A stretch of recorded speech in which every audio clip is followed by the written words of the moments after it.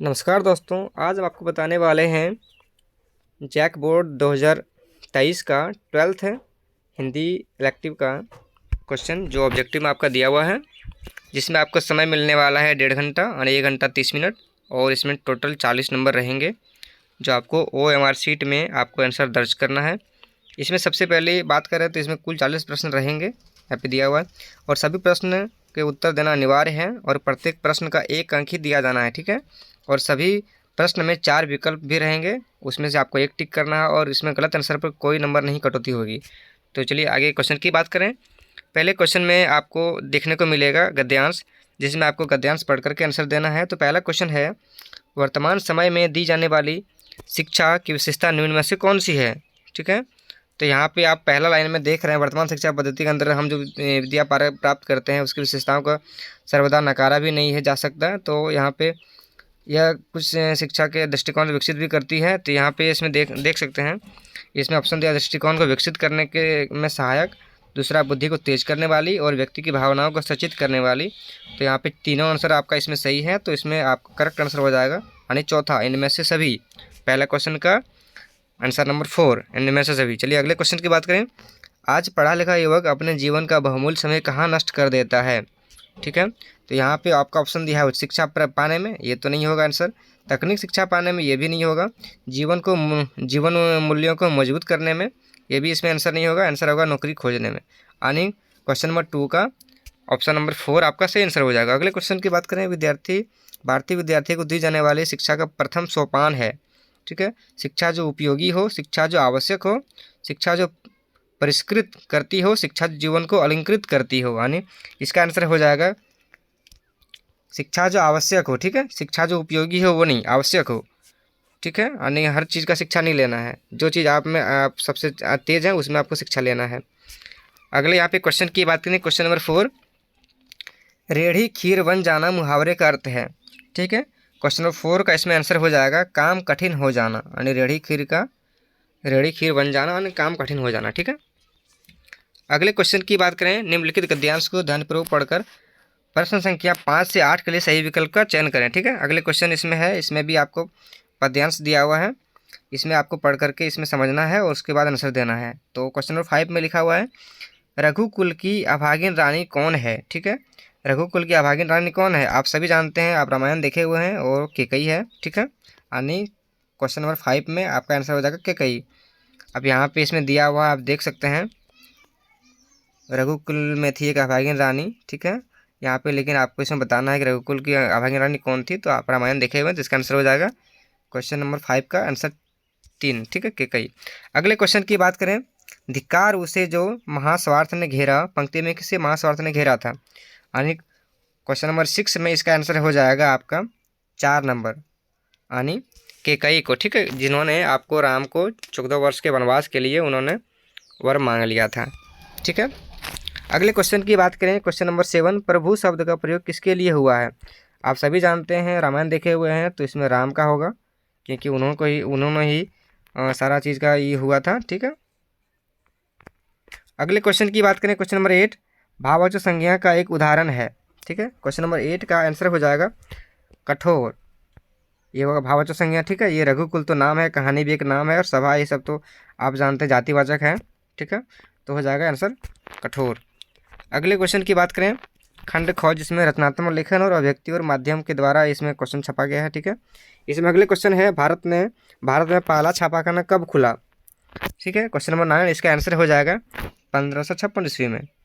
तो 9 नंबर का आंसर हो जाएगा 2 नंबर, ठीक है। अगले क्वेश्चन की बात करें, जनसंचार के आधुनिक माध्यमों में सबसे पुराना माध्यम कौन सा है, ठीक है। तो इसमें आंसर हो जाएगा, सही आंसर हो जाएगा प्रिंट माध्यम, यानी जिस समय न्यूज़पेपर वगैरह चलता था पहले सिर्फ प्रिंट का हिस्सा, मतलब गाना सुनने वाले टीवी वगैरह नहीं होते थे, तो प्रिंट के माध्यम से ही काम चलता था, ठीक है।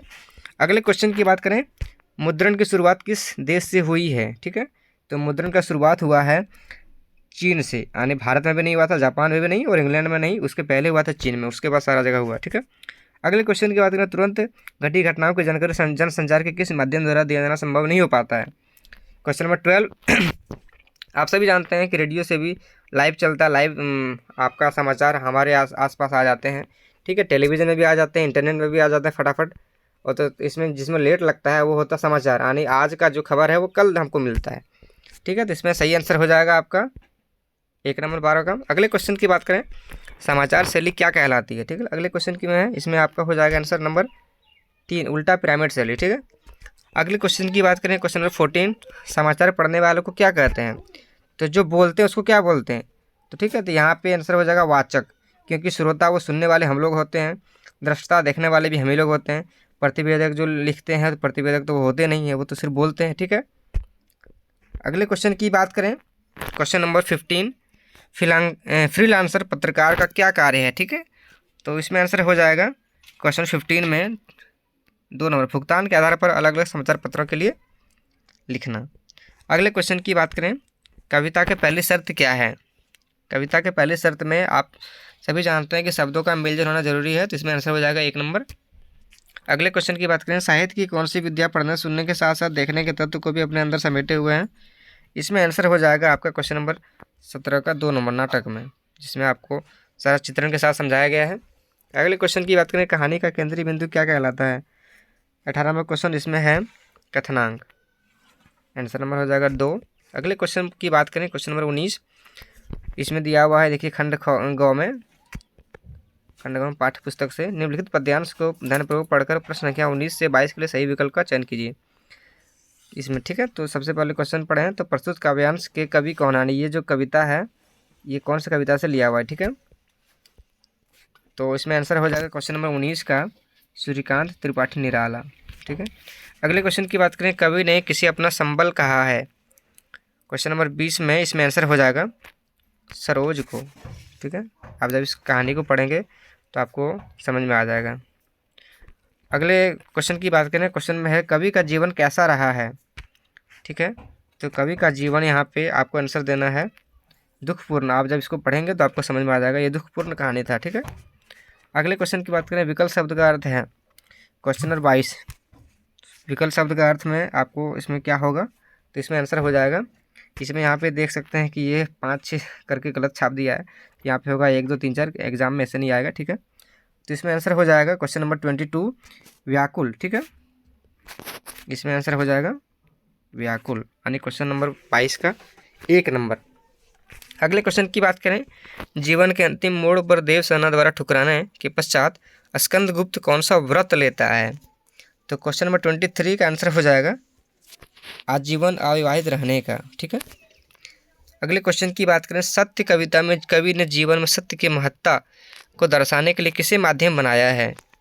क्वेश्चन नंबर 24 का सही आंसर हो जाएगा महाभारत के पौराणिक संदर्भों को। ठीक है, अगले क्वेश्चन की बात करें, क्वेश्चन नंबर 25, तुलसीदास की प्रसिद्ध रचना इनमें से कौन सी है। ठीक है, तो इसमें आंसर हो जाएगा आपका रामचरितमानस। आप सभी जानते हैं रामचरितमानस जो है तुलसीदास के द्वारा लिखा हुआ था। ठीक है, तो इसमें आंसर हो जाएगा 25 का 4 नंबर। अगले क्वेश्चन की बात करें, अगले क्वेश्चन में दिया है 26 में, PSO कहे हो संदेश अड़ा ए भंवरा ए काग। ठीक है, पंक्ति किस कवि के हैं। तो इसमें आंसर हो जाएगा 26 का आंसर नंबर ए जायसी।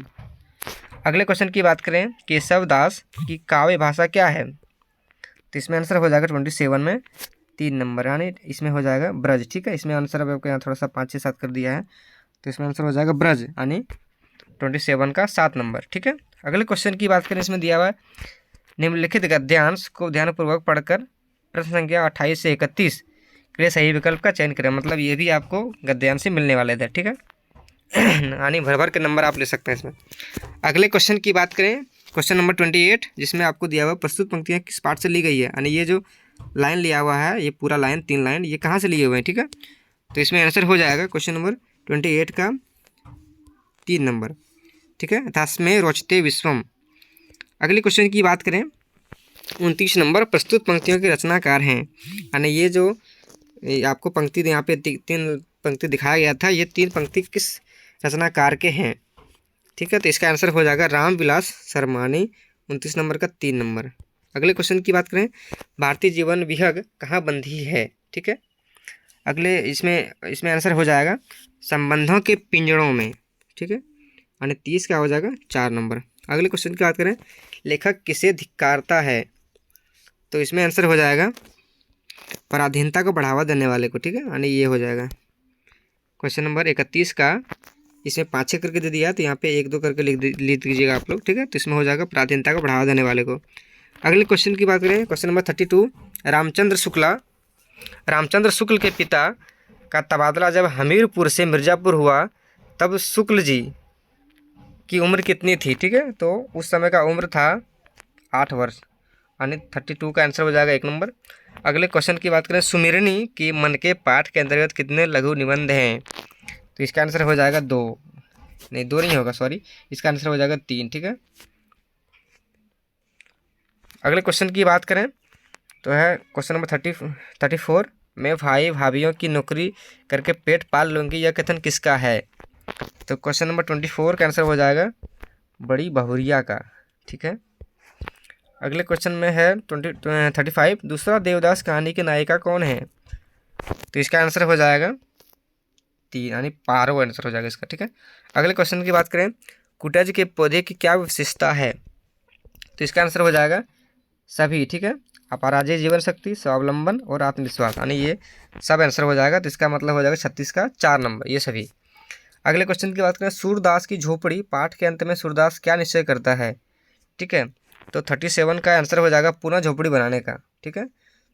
अगले क्वेश्चन की बात करें, क्वेश्चन नंबर 38, स्तब्ध रह गए रूप और शेखर, सिर्फ झरने के गिरने के शोर को छोड़कर कोई आवाज़ नहीं थी कहीं, पंक्ति के लेखक कौन हैं, तो इसके लेखक हैं संजीव, ठीक है। आंसर नंबर 3 वाज इसमें हो जाएगा। अगले क्वेश्चन की बात करें, क्वेश्चन नंबर 39, विकास की औद्योगिक सभ्यता को लेकर प्रभास जोशी ने किसकी संज्ञा दी है, इसका आंसर हो जाएगा उजाड़ की सभ्यता का, ठीक है।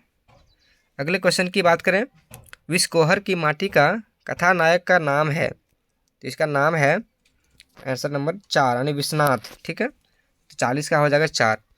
अगर आपको वीडियो अच्छा लगा हो और आपको अगर कुछ हेल्प हो गई हो तो आप हमारे चैनल को सब्सक्राइब कर सकते हैं, साथ ही साथ बेल आइकन को भी दबा लें ताकि हमारे जो आने वाले वीडियो आपको जल्दी मिल सके। और साथ ही साथ हम 11th 12th और साथ में 10th का भी तैयारी करा रहे हैं। अगर आप करना चाहते हैं तो हमारे चैनल के साथ जुड़े रहें। और आगे आज हम हिंदी का इलेक्टिव का क्वेश्चन आपको बतलाए हैं। अगले भाग में हम आपको इंग्लिश का भी क्वेश्चन लेकर के आएंगे, सारा सब्जेक्ट का लेके आएंगे, ठीक है। धन्यवाद। आप सभी का दिन शुभ हो।